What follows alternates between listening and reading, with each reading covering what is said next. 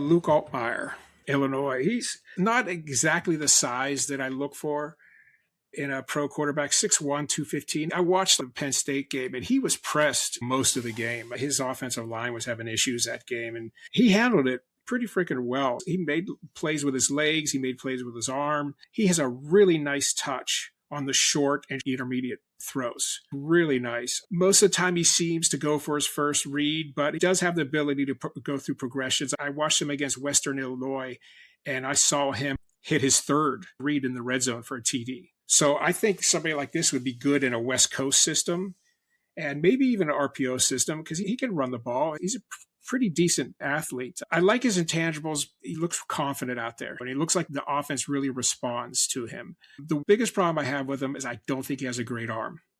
I think he has an accurate arm, but I don't think he can drive it down the field with velocity. He can throw a deep ball pretty accurate, but he can't drive it down the field with velocity. He's interesting, but I wish he had a little more arm strength and a little more size. But for where he's projected to go, I think I'd be a 0 on him. I'm a 0 as well. I think there's definitely clutch ability in him. He did have a couple of big-time clutch plays against USC, drove down the field at the end of the game to win it. I think he's a really safe player. He's only had 5 interceptions in 2025 compared to 22 touchdowns. Took 7 sacks against Indiana. Really got beat up in that game. But it was those big games like Ohio State, Indiana, terrified me. I think some of the quality opponents is where Altmyer kind of fell a little bit. But in the rest of the season, he did pretty nicely. But the arm isn't great. I think he had very little zip on his intermediate throws. I don't think his vision for incoming pass rushers was there.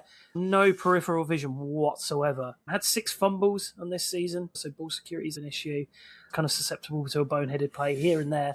But I think he's a very reliable pair of hands. I've got him as at value as well.